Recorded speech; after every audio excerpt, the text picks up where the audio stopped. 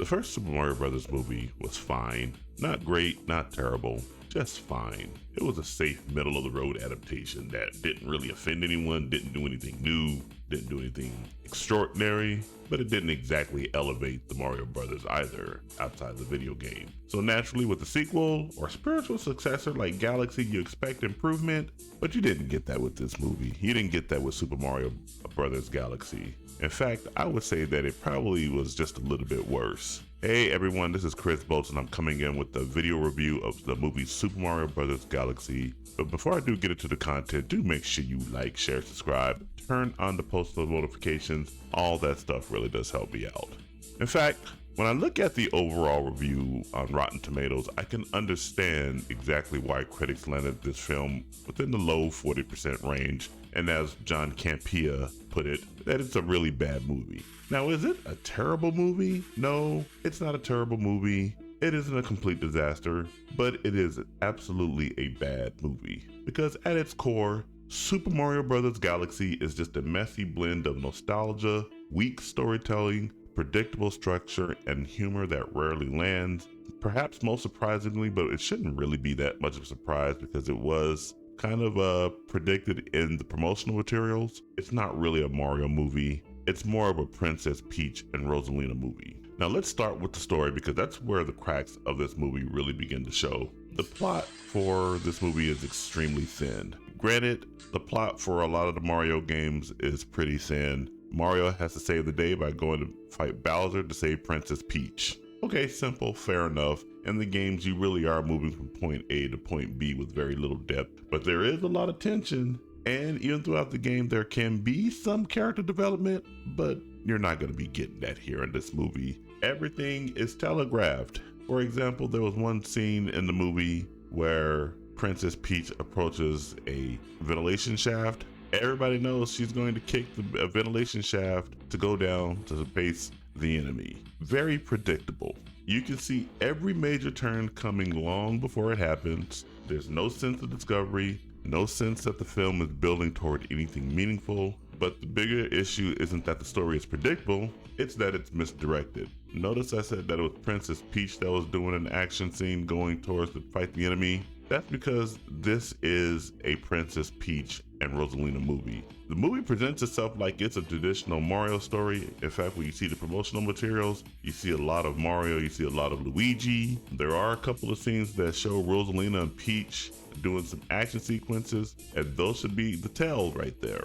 You expect a central conflict involving Mario and Bowser, a clear objective, but that's not what you get. Instead, the narrative shifts almost immediately to Princess Peach and Rosalina. And when I say immediately, I'm talking about within the first few minutes. You see Rosalina, she opens the book, starts wanting to talk about Princess Peach. The star characters all say, hey, I want to hear more about Mario. And off to the races we go with a story about Rosalina and about Princess Peach needing to go save her. Expanding on these characters could have added depth to the world, but the execution feels deceptive like it always does when it comes to girl boss movies. You always get the main male protagonist as the lead-in, but then right at the last minute, they switch it right up on you. And that's exactly what's happening in Super Mario Bros. Galaxy. You're told that you're watching a Mario adventure movie, but what you're actually watching is a story that is centered around Peach and Rosalina's dynamic, and that disconnect creates a strange imbalance throughout the entire film.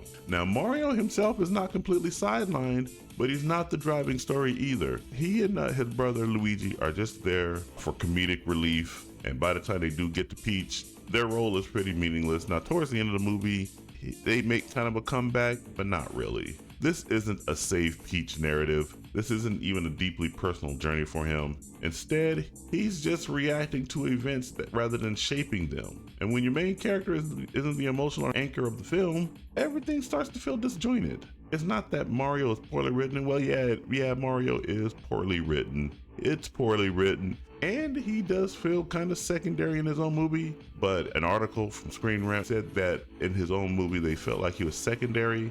I was prepared to disagree with that, but towards the end, it feels like Mario is not sidelined. And the reason why it's deceptive is because he does appear quite a bit in the movie, but the thing is that his and Luigi and Yoshi's role in the movie are entirely unwarranted and unnecessary. But the thing is, if this would have been called a Princess Peach movie, it would not have been successful. So Nintendo and Studio Illumination needed to rely upon Mario's name in order to sell this movie. Now, the humor does not land at all. There isn't any kind of payoff. The jokes feel cheap. They're quick, surface level gags that don't build into anything memorable. They don't escalate, they don't evolve, they just happen. Good comedic writing usually relies on timing, setup, and payoff, and this film skips that process entirely. So it was not that funny. I know there's some people in the theater that were laughing, but it was kind of like the ha ha ha ha kind of laugh, not the kind of bust out laughing that where a joke had paid off. But the biggest thing that probably hurts this movie more than anything, which also will also help it, and I'll get to that in just a minute, is the nostalgia factor. Despite all of the issues that I mentioned before, the movie is going to be massively successful. We're talking potentially over $1 billion, and the reason is very simple. Nintendo is doing nostalgia right with this movie. In fact, it might be doing it too right. This movie is packed with references to several Nintendo games, not just Mario games. One of them that's already been revealed is Star Fox. There's other games that are revealed in the movie. I'm gonna let you guys watch the movie yourselves to find those out, but there's other things off in there. Music, environment, visual callbacks, everything a long-time Nintendo fan could want. And then you got, of course, Mario, Luigi, Toad, Peach, Yoshi, Rosalina, Bowser Jr. All these characters are not only there for nostalgia purposes, but they have a long established history, 40 years in fact. And for Nintendo fans, that's enough. Seeing these characters on screen, hearing the familiar themes, recognizing iconic locations, it will create that immediate emotional response. And by itself, there's nothing wrong with that. But in this case, it feels like nostalgia isn't supporting the story. It's the reason why everybody is showing up, and I think that's probably what Nintendo and Illumination were aiming for. The film leans so heavily on recognition and familiarity that it never fully commits to building something strong underneath. With all those problems, this movie is still going to be successful because it does give the target audience exactly what they want. Die-hard Nintendo fans aren't necessarily walking into this movie expecting a complex narrative or deep character arcs. They're coming for the experience and for the reference and to feel something familiar. And that is exactly what Super Mario Bros. Galaxy delivers. Nostalgia, spectacle, and enough entertainment value to justify a ticket, especially if you are a Nintendo fan. And in today's landscape where a lot of movies like to be antagonistic to their fans, that's more than enough. So where does that leave us with Super Mario Bros. Galaxy? Yes, it is a bad movie, as John Campea said. It's structurally weak, narratively thin, and overly reliant on nostalgia to carry the experience. But it's not unwatchable.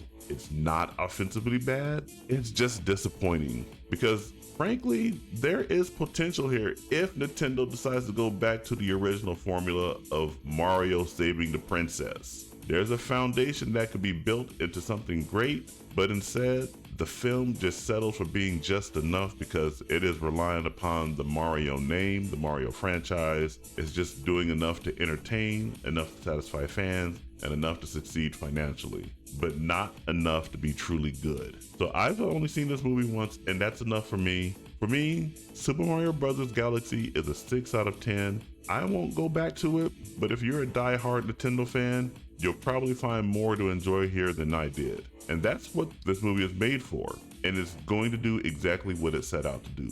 But those are my thoughts on Super Mario Bros. Galaxy. What do you guys think about the movie? Jump down in the comments and let me know what you think, and make sure you like, share, subscribe, turn on those post notifications. All that stuff really does help me out. And remember, this is Chris Bolt signing off, and I will catch you guys in the next video. Take it easy.